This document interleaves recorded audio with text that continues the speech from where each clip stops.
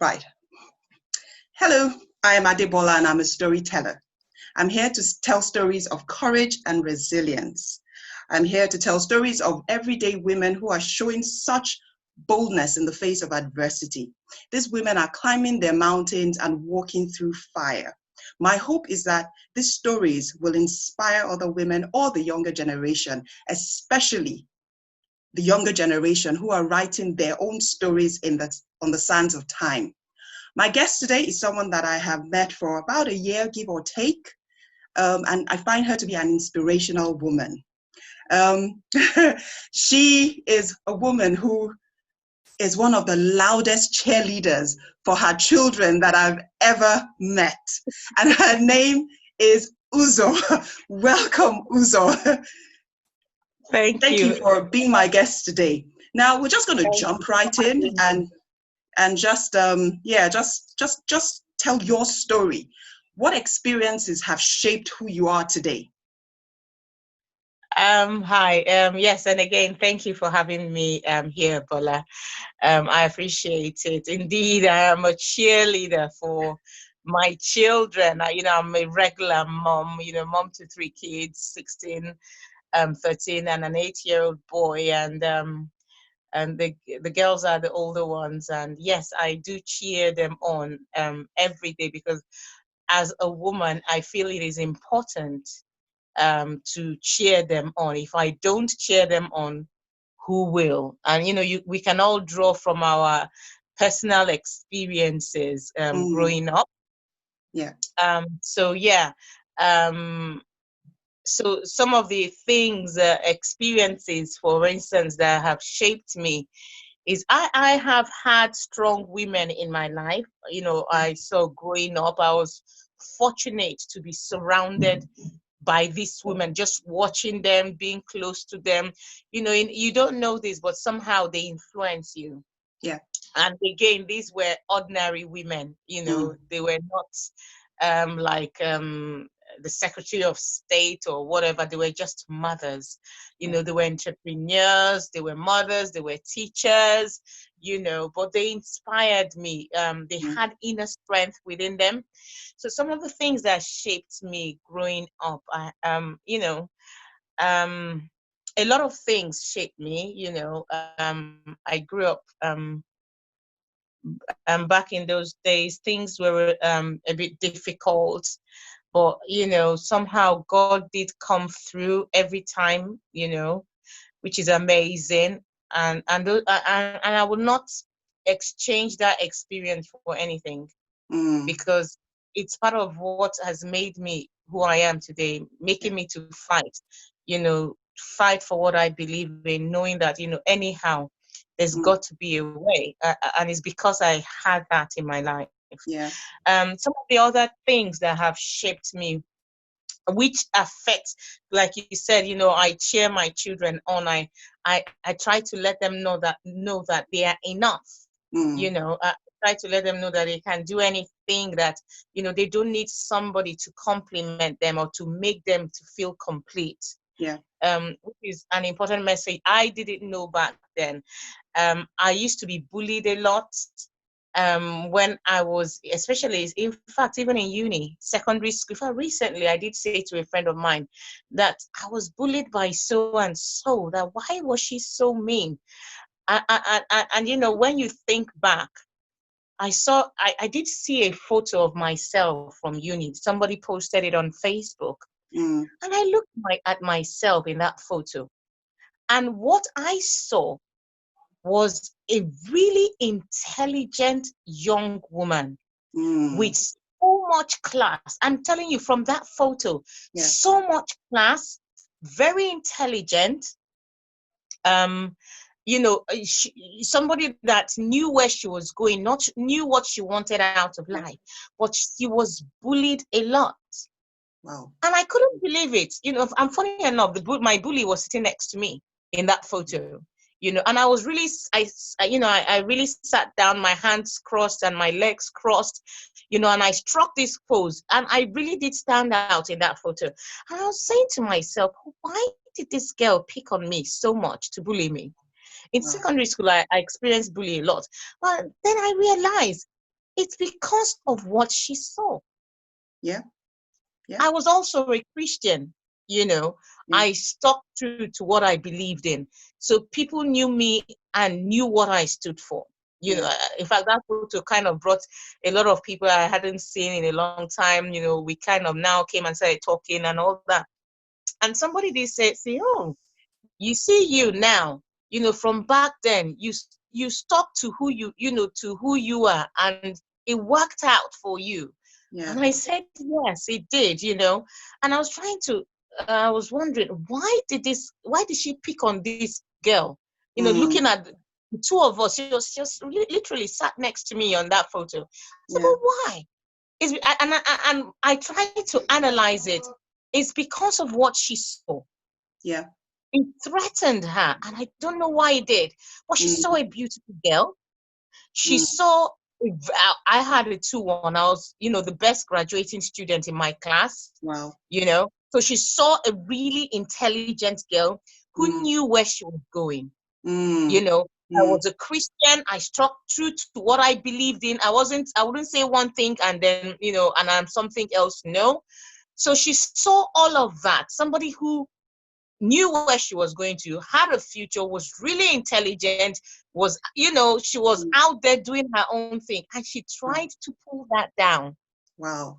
Wow. That's the only way I can, you know, that's how I analyzed it. I couldn't think of any other reason why she constantly picked on me than pull me down.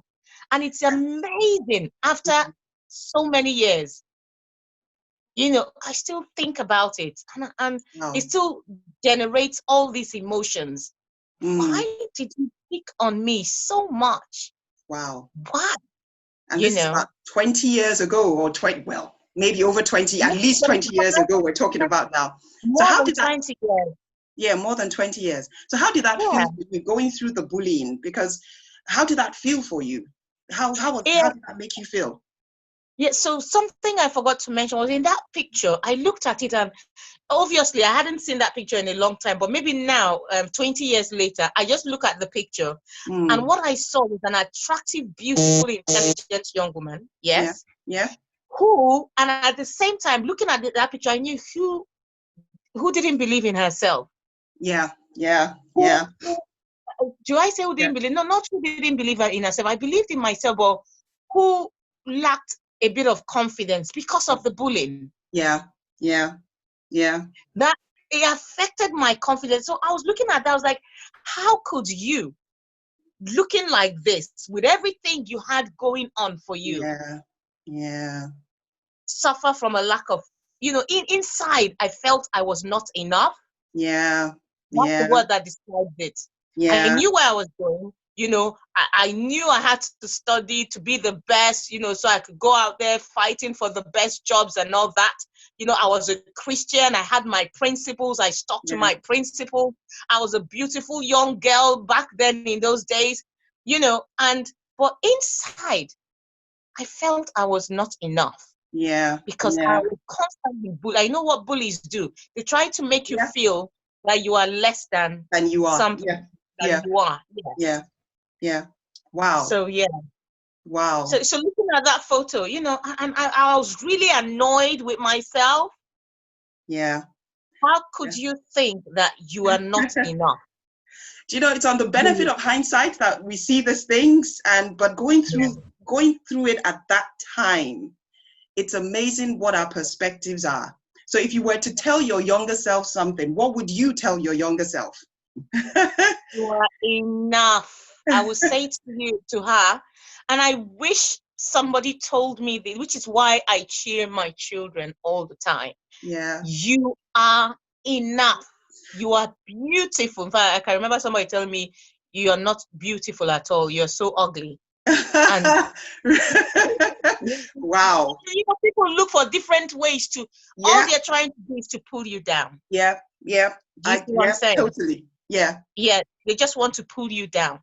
So I would say to me, and I wish I had somebody to say this to me, and you know, it's the same thing I would say to so many young, you are enough as you are. You are beautiful, you're intelligent, you can do anything you want to do. Yeah. Stay true. You are enough. Stay true Yeah. to what you believe in. Stay true to your principles. Stay Yeah. true to yourself, because Yeah. as you are enough. Yeah.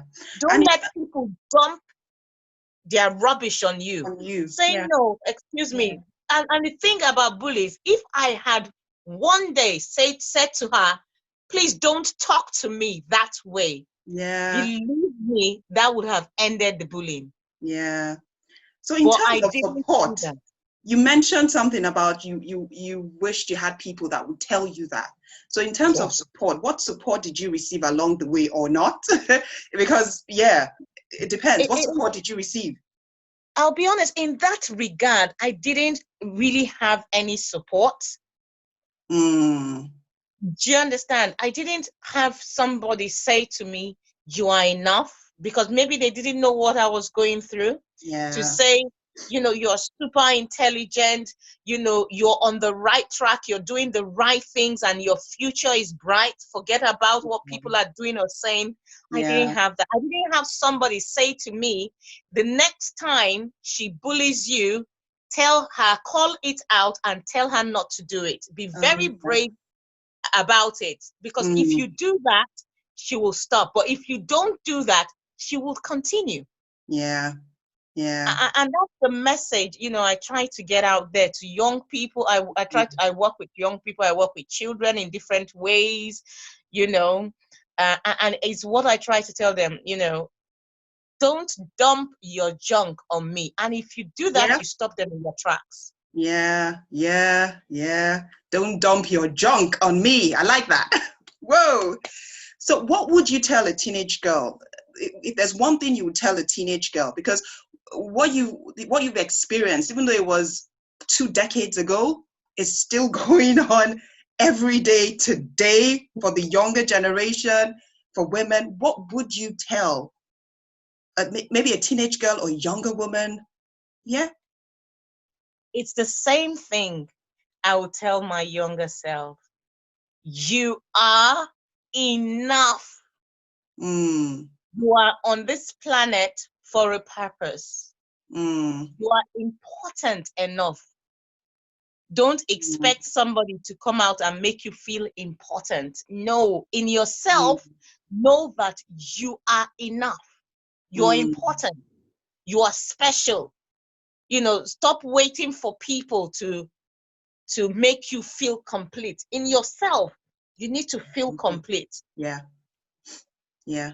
And that's an important message to get across, because oftentimes we're looking for other people to complete us, but actually you are Or complete. compliment us.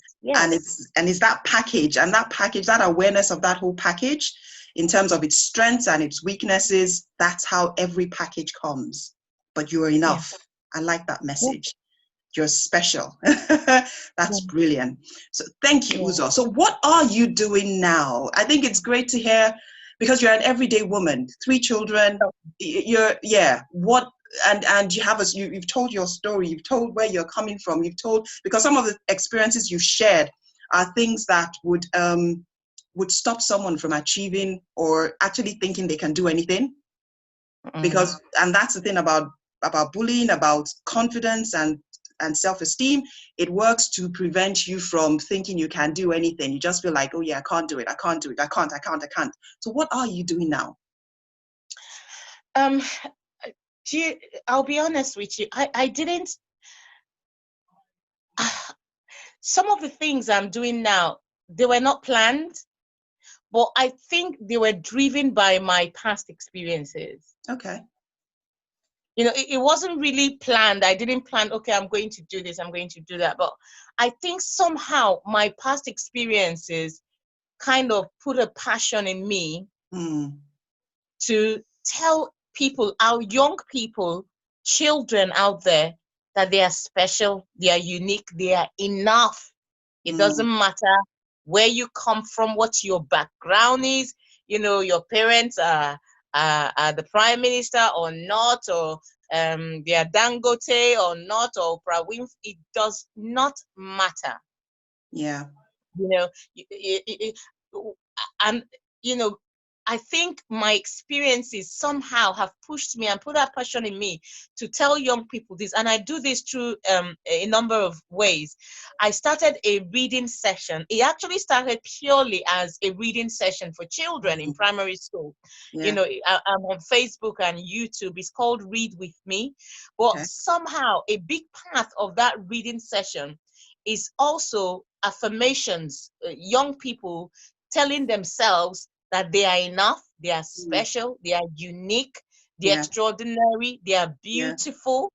You know, it's a big part of those reading sessions, letting them know, communicating to them that yes, always know that you are enough, you're special, you're unique, you can do anything, you know. And it's out of my own experiences, you know, some of the things my children have been through in school as well. I have put all of these come together, and I try to communicate that to other children who might be going through a difficult time as well, to say, you know what, you don't have to put your junk on me. I am enough. I don't need you to complete me or to compliment me. So I have reading sessions every week on Thursdays on YouTube Live. And then I'm actually also writing a couple of books, one on bullying and another one to do with racism. Again, it's people trying to make you feel in these two different scenarios, people trying to oppress another person and trying to make you feel that you are less than who you are, you know, you are not enough. So I'm writing a book for that I hope to come out maybe in about 3-4 weeks. The book is already out. We're working on the illustrations and all that. So yes, Proud and Different, I think is, we haven't concluded on the name of the book. Different and Proud, Different and Proud, I think is the name of the one of the books, the one that will come out first. And then I work with young people as well, teenagers. Again, what I'm trying to communicate to them, the bottom line of what I'm trying to communicate with them is to let them know that they are enough. Whatever they want to do, you can do it. Don't make yourself a victim. You are not a victim. You know, you're a victor, not a victim. Don't let people dump. If they try to dump on you, tell them, excuse me, don't talk to me that way. Don't put yourself in those situations. And also in terms of, you know, motivating them to, you know, when you do things, you believe in yourself also. So supporting them to come up with goals, new things. You know, I set up a virtual club during the lockdown. I had about 10 young people in it. You know, some of them started forex trading. Some of them started cooking different types of meals. You know, all sorts, video making, music composition. And bottom line is through these experiences, supporting them. Oh, yes, you can do it. I know you can. Think about this, think about that, you know, kind of thing. So yes, these are the things I'm doing. And to be honest, it wasn't planned at all. But at the end of the day, you will see that the goal seems to be the same, to communicate to people, young people who are vulnerable because of the stage of, you know, life where they are at this point in time. Communicate to them that, listen, you are enough, complete as you are. You don't need any more. It's been a pleasure hearing your story, Uzo. Thank you. Thank you for the time. You are enough. You are special. You don't need anyone else to complete you. That's a message that I hope will get across to not just the young people. I think even the adults need to hear that as well. Thank you for your time today. It's like I said, you're inspirational. So all the things that you've done, all the things you're doing, all the different things, I call you the implementer. Thank you so much for your time. Thanks for having me, Bola. I appreciate it. Right, folks, that's all for this session. Thank you for staying tuned. I hope you got something from this session. Have a good evening. Bye-bye. Bye.